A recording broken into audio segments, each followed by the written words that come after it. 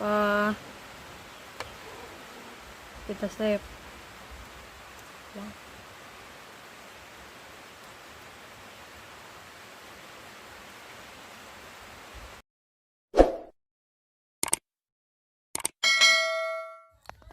ทักทายสบายดีตอน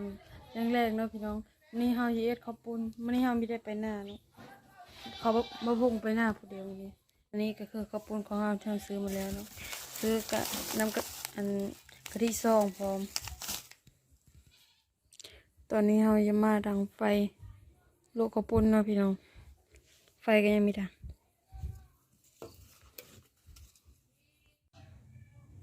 ไฟส่งมีติดสู้ชีวิตมากไป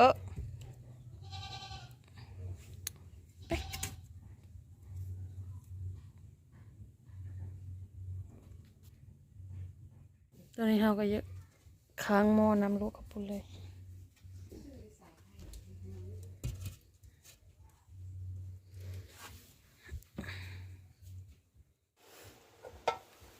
ตอนนี้หม้อเฮาก็ได้ฟดแล้วเนาะเฮาอย่าเอาข้าวปุ้นลงเลยข้าวปุ้นเฮาบีดีเซ่ได้เป็นไรเฮาอย่าเอาข้าวปุ้นลงเลย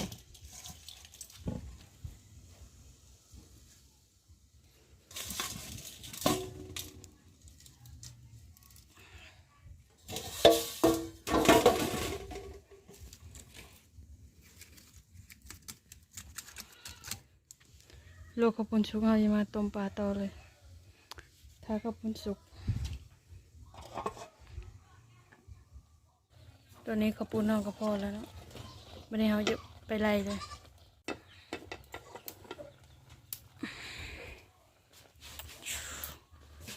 ว้าเด็ด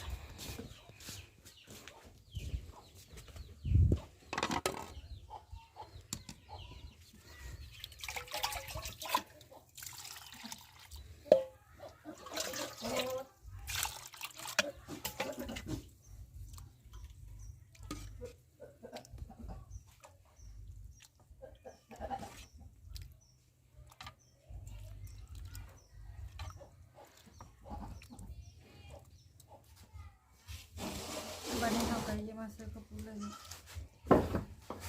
ข้าวปุ้นอันนี้เขาล้างแล้วเลยเดี๋ยว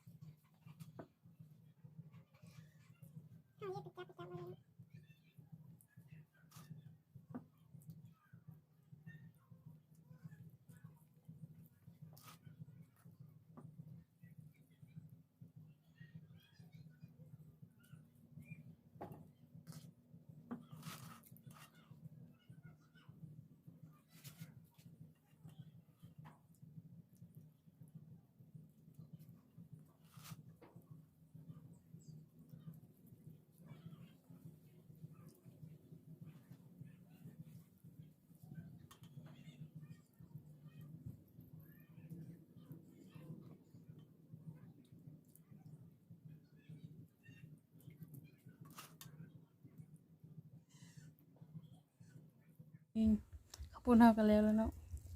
วันนี้เราจะมาเอ็นน้ำมาเลยอันนี้ก็คือปลาแถวเย็ดน้ำข้าวปุ้นเนาะเอาปลาดุก3 ตัวพี่น้องเลยนี่เราเยอะมาต้มปลาเลยปลาเราก็ได้ใส่แล้วเนาะนี่เราจะมาเอามาเพชรแล้วก็ผักเทศใส่เราจะต้มพร้อมเดียวเลยพี่น้องตอนนี้เราก็ซื้อมาคิดแล้วเนาะ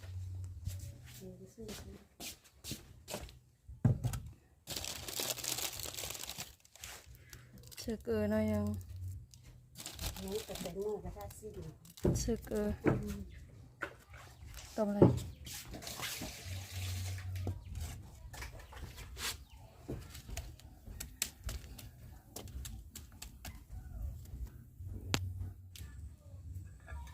อนนี้ต้มปลาเราไปสุกแล้ว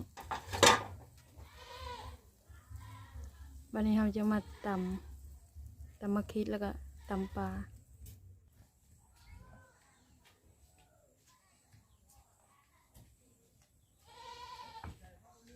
เราจะตำแห้งไม่ได้ย่ามันโดนเราตำ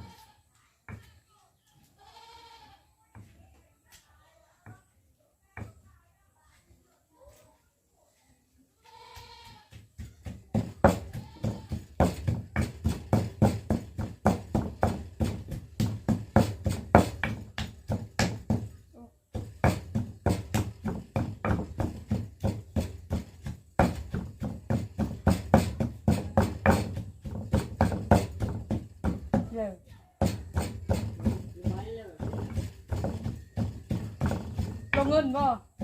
ลงเงินบ่คันเขาจะแกงรู้ไหมเจ้าเงินมาก่อนเอาเงินมาโลด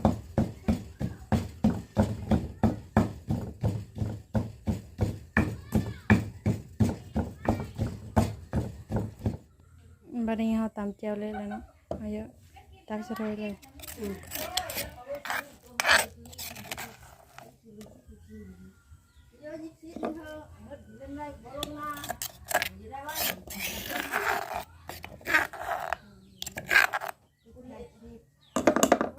ตามเลยไงอ๋อสิ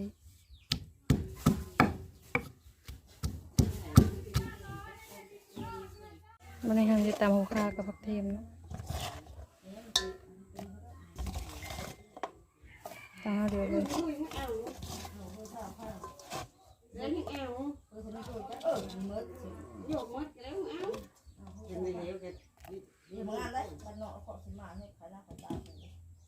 ตามเลยไงอ๋อสิ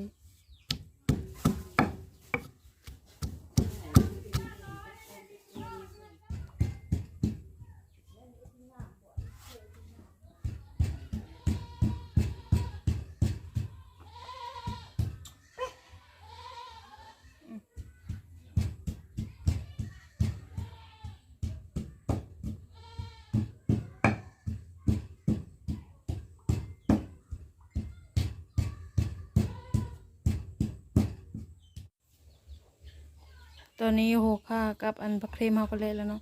เราจะมาใส่ปลาเลยวันนี้เราจะมาใส่ปลา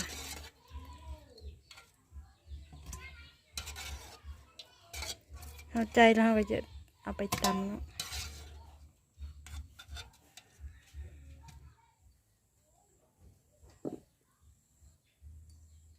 วันนี้เราจะมาใส่ปลาเนาะ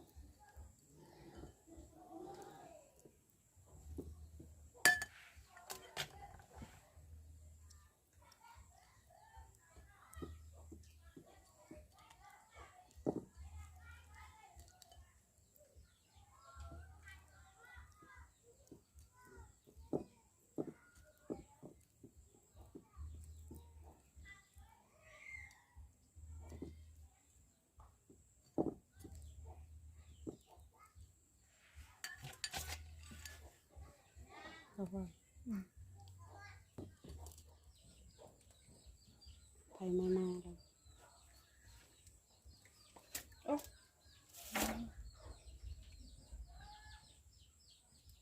ก็บอก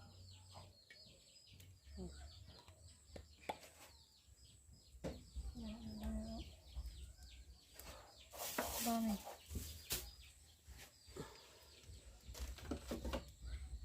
ใส่ผักเทียมเลยบ่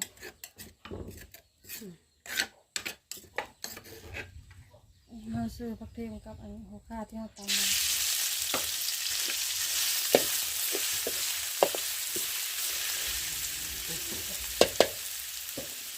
เราต้องใส่มะเขือที่เราตำไว้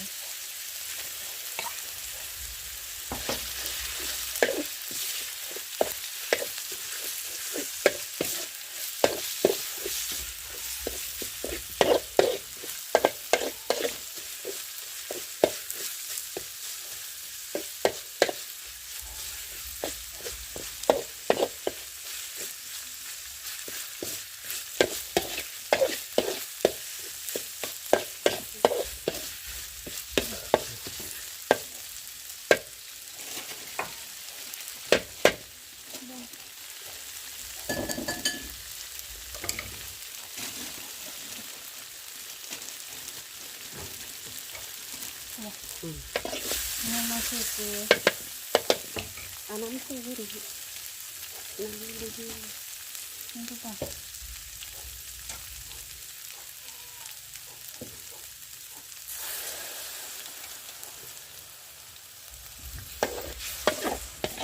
ถ้าเกิดไม่เอากันนะ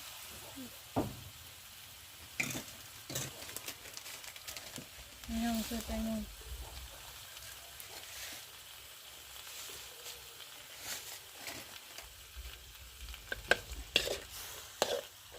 พี่เด้อ ไม่เอาจะเสิร์ฟเอาเอาจะเอาน้ำต้มปลาที่เอาต้มปลานะเสิร์ฟเลย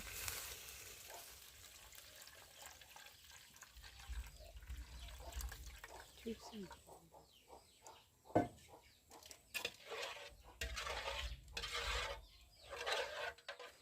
ไม่เอาจะเสิร์ฟน้ำปลาเสิร์ฟชั้นนี้พอนะแล้วก็กะทิฝุ่น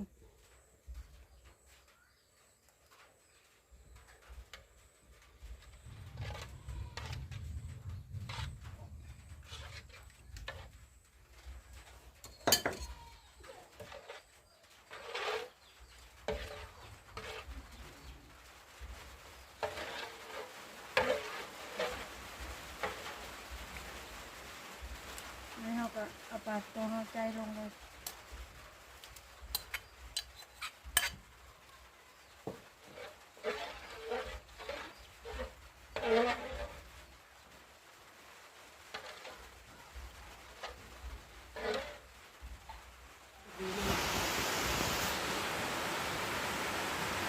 บริหารไปจะเสิร์ฟรสดี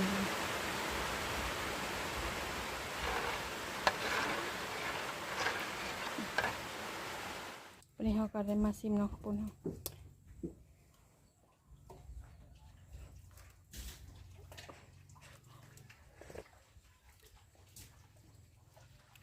เชฟอยู่ได้พี่น้องเอ้ย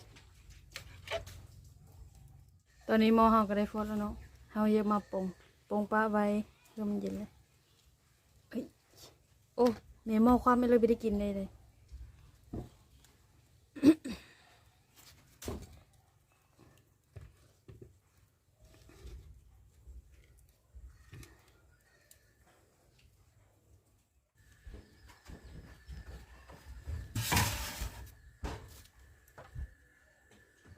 นาะ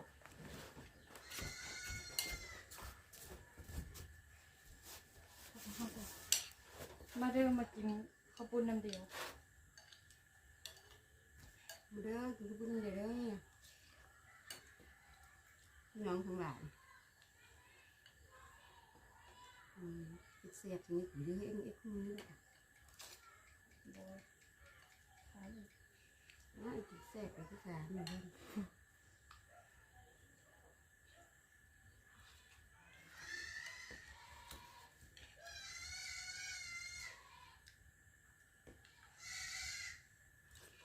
เป็นไง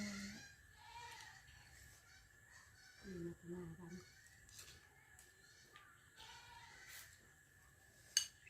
เผ็ดเลย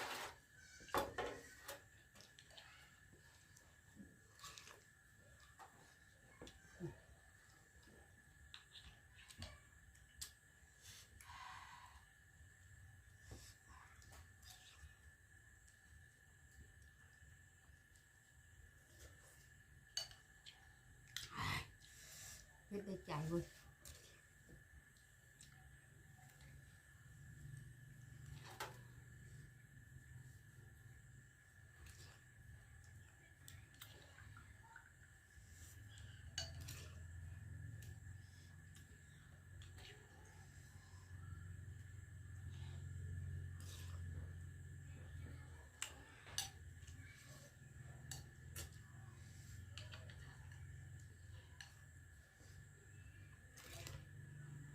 หอนปะเลย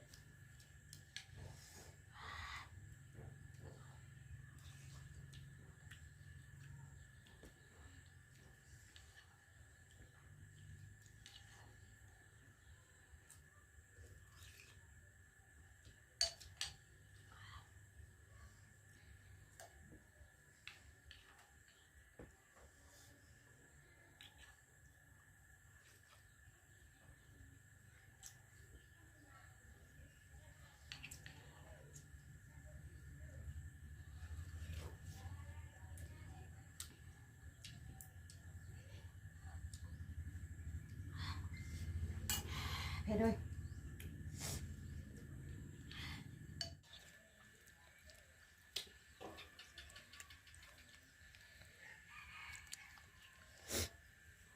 ปลา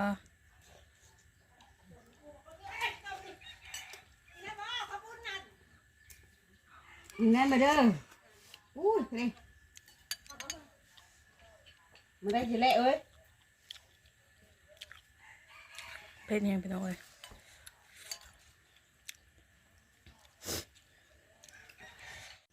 หน้าตาของข้าวปุ้นเราเผ็ดแห้งมาคิด แซ่บแซ่บ เพิ่นก็กินเผ็ดแต่พี่น้องเอ้ย แซ่บแซ่บแซ่บละ แช่บบ่ แซ่บนู่นๆ เด้เอ้ย เลมาช่วยไอ้เพชรนี่แซ่บบ่ แช่บบ่ แซ่บ แช่บแช่บหรือไม่แช่บ แซ่บมีว้าวนะ คนกระตกพี่น้องหลังจากที่เรากินข้าวปุ้นเลยยาเราก็จะได้ปิดคลิปเพียงเท่านี้คลิปหน้าพอเดี๋ยวไม่อย่าลืมกดแชร์กดติดตามเพื่อเป็นกำลังใจให้เราในคลิปต่อไปด้วยนะบ๊ายบาย